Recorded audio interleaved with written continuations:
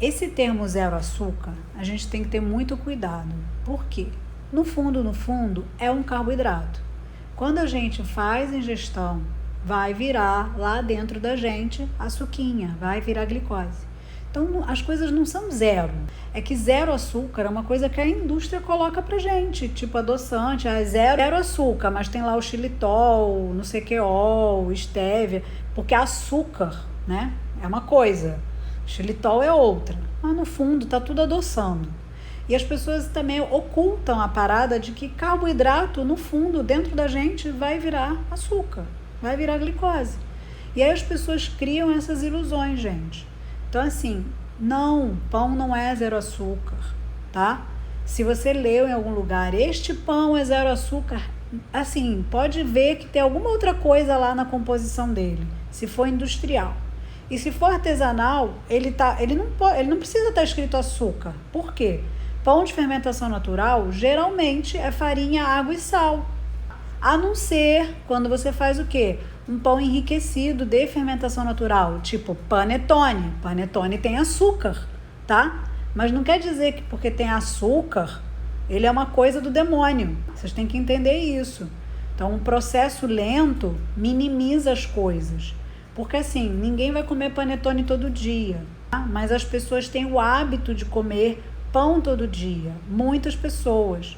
E existem uma infinidade de tipos de pão. Seja o pão lá do mercado, ou da padaria, ou dos pequenos produtores. Então, quando alguém fala assim, meu pão não tem açúcar, sim, a pessoa não está mentindo. O pão de fermentação natural, ele não leva açúcar. O pão simples, esse rústico, não leva. Até mesmo o pão de forma, não leva. Mas isso não quer dizer que ele é zero açúcar, que ele é um pão, assim, totalmente seguro, por exemplo, para uma pessoa que tem algum tipo de problema metabólico, ou problemas com hormônios, ou diabéticos, que tem que ter acompanhamento de médico e nutricionista. Assim, uma pessoa que tem problema de saúde, ela precisa de um acompanhamento nutricional até para a pessoa saber se ela pode comer arroz, macarrão, porque às vezes ela está num descontrole total, que a pessoa tem que ficar na casinha, tem que ter as quantidades, pesado. Por que eu sei disso? Porque na família do Rodrigo tem gente com problema de diabetes.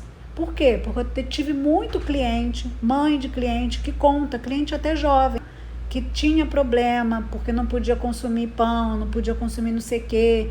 Então, quem sai muito à procura de produtos zero açúcar são pessoas que têm algum tipo de restrição. Só que também existe um pouco de falta de esclarecimento, assim, alguns protocolos médicos e, infelizmente, de nutricionistas também.